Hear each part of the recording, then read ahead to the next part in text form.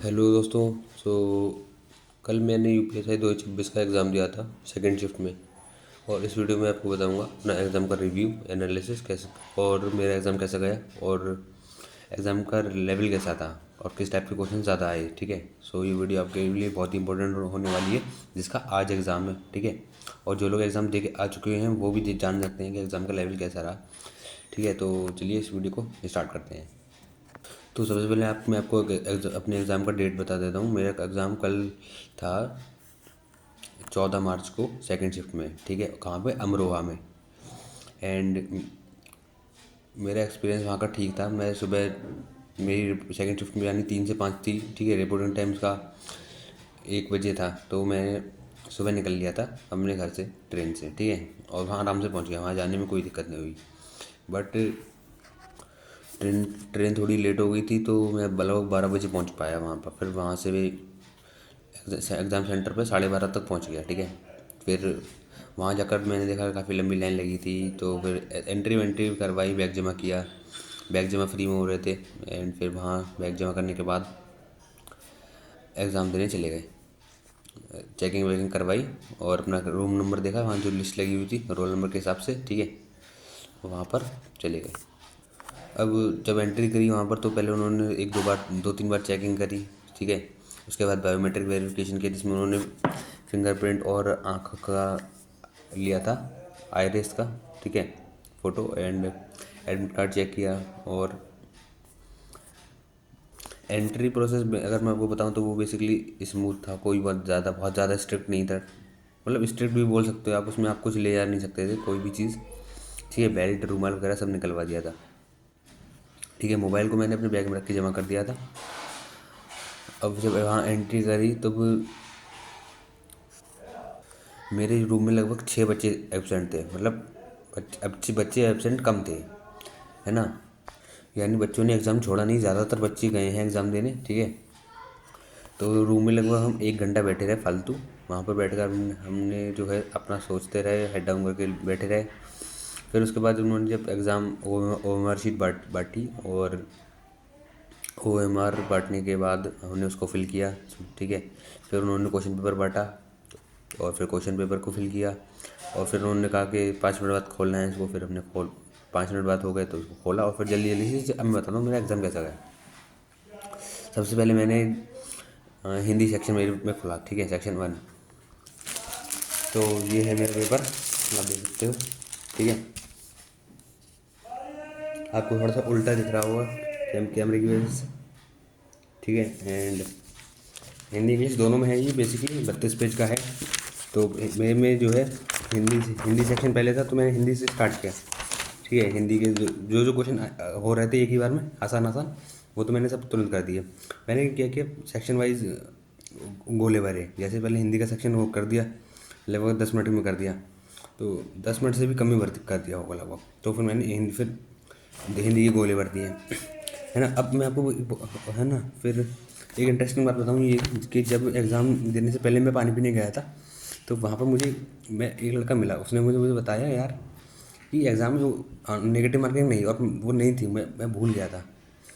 Negative marking हटाने का पहले एक नोटिस आया तो था पर मैं अपने अदर काम के चक्कर में उसे भूल गया। तो फिर अब बाद में मुझे पता चली यार नेगेटिव मार्किंग तो हट गई।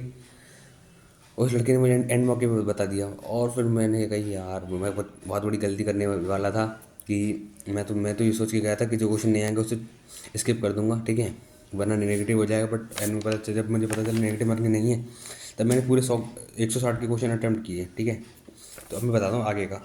तो हिंदी के ये जो क्वेश्चन थे ईजी वाले वो कर दिए। ठीक है। फिर हिंदी के गोले भर दिए। ये मेरी वो मार्कशीट है, आप देख सकते हो भाई। ये स्टूडेंट कॉपी इन लोगों ने दी है, बाकी 2 कॉपी उन्होंने खुद ही रखी। फिर हिंदी का सेक्शन करने के बाद पैसेज किया हिंदी का। ठीक है। फिर जो है फिर आगे बेसिक लॉ कॉन्स्टिट्यूशन वाला मूल विधि, इसमें मूल विधि के आए होंगे लगभग 8 क्वेश्चन आए होंगे, 7-8 क्वेश्चन। ठीक है। बाकी चीज़ें पॉलिटी से ज़्यादा थे। मूल विधि में भी वाइल्ड लाइफ प्रोटेक्शन एक्ट से क्वेश्चन था एक। ठीक है।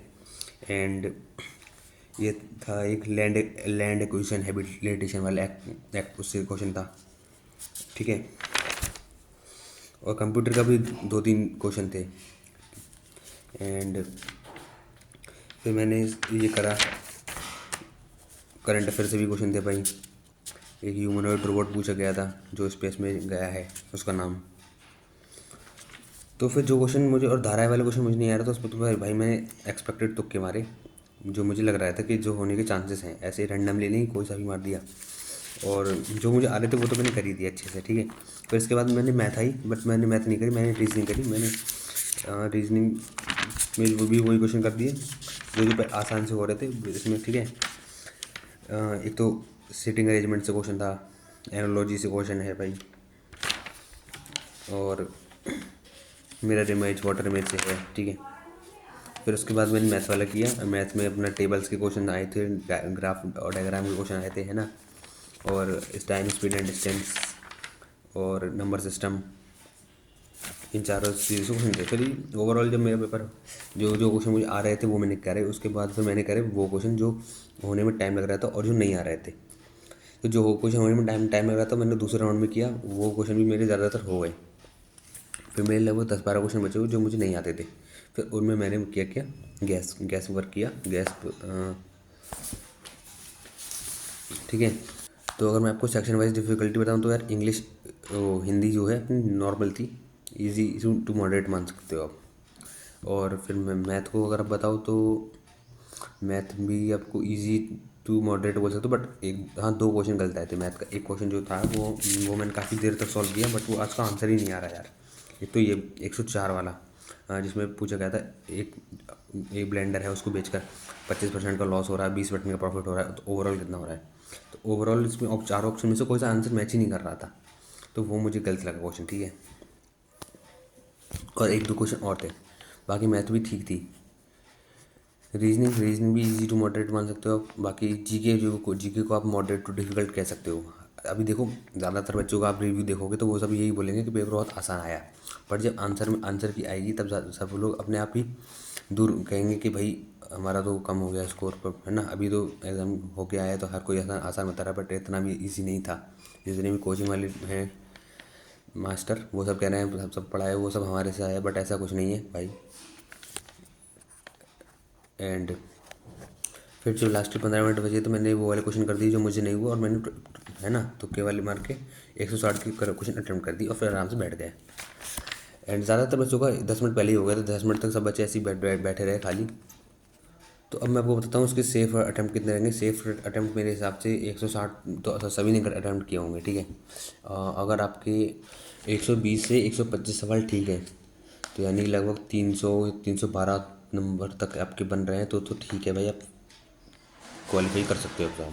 बट मैं बताऊँ 300 से नीचे कट ऑफ बिल्कुल नहीं जाने वाली, 300 से ऊपर जाएगी। 300 कट ऑफ जाएगी लगभग 310 से ऊपर मेरे हिसाब से, क्योंकि यार पेपर का लेवल उतना ज़्यादा नहीं था और बच्चे भी काफ़ी ज़्यादा कंपटीशन बढ़ गया है। तो लगभग 310 से ऊपर मान के चलो आप भाई, है ना। और और मैं अगर अपना बताऊँ तो मेरे 160 में से लगभग, अगर आप टोटल मान लो 25 सवाल भी गलत हो या फिर 30 सवाल भी गलत मान लो, तो 130 सवाल ठीक होंगे, तो 130 के हिसाब से नंबर बन गए 325। और 325 में अगर आप और भी बोल लो तो 320 नंबर तक तो शायद एक्सपेक्टेड मेरे हिसाब से बन सकते हैं, अगर 30 सवाल को क्वेश्चन में गलत बनता हूँ। बाकी बाकी सब कुछ तो आंसर की आने के बाद ही पता चलेगा भाई। और फ्यूचर के बच्चों के लिए मेरे पास यही एडवाइस है कि यार जो मैंने समझाया वो उस गलतियों को मत करना, ठीक है। नेगेटिव मार्किंग पहली बात तो आपको ये चीज़ ध्यान रखनी कि नहीं है, आपको सारे क्वेश्चन अटैम्प्ट करने। दूसरी बात ये अटैम्प्ट करनी, उन क्वेश्चनों पे टाइम वेस्ट नहीं करना है जिस पर टाइम आपको ज़्यादा लग रहा हो, और या फिर आपका बार बार सॉल्व करने के बाद भी आंसर नहीं आ रहा हो, क्योंकि वो क्वेश्चन गलती भी आ सकते हैं। एक आध क्वेश्चन वो आपका टाइम खपाएंगे फालतू में। तो जैसे मैथ में मैंने बताया 104 नंबर वाला क्वेश्चन वो गलत है, और उसमें मैंने ज़्यादा लगभग 2-3 मिनट दिए होंगे, फिर मैंने समझ गया कि गलत है भाई, आंसर आ ही नहीं रहा है काफ़ी बार करने के बाद, तो मैंने छोड़ दिया फिर उसे, ठीक है। बाकी अब कुछ नया मत पढ़ो भाई, जिसका भी ऐसे आज की और सेकंड की शिफ्ट में पेपर है वो नया मत पढ़ो। बट ये है कि आज की जो सेकंड शिफ्ट वाले बच्चे हैं वो फर्स्ट शिफ्ट वाला, और कल के जो दोनों थर्ड शिफ्ट थी वो सब देख लो पेपर एक बार। टेलीग्राम और यूट्यूब पर PDF ऑलरेडी चली रही है, मैं कुछ लोग एनालिसिस करवा रहे हैं एग्जैक्ट यूट्यूब चैनल मैंने देखे हैं, तो आप उनकी जाकर देख लो। बाकी इस वीडियो को चलिए यहीं पे ख़त्म करते हैं। कमेंट में आप बताइए आपका एग्ज़ाम कैसे गया। अगर आपका कल था और आज है तो आपका अगर कोई डाउट है तो इस कमेंट में, वीडियो के कमेंट में पूछ सकते हैं। एंड यूपीएसआई और एसएससी की और गवर्नमेंट एग्जाम्स की प्रिपरेशन करने के लिए इस रैंक राइज एसएससी चैनल को सब्सक्राइब करना मत भूलना भाई। नीचे जो सफ़ेद कलर का बटन है उस पर क्लिक कर दो यार और सब्सक्राइब कर देना भाई, अगर वीडियो आपको हेल्पफुल लगी हो तो।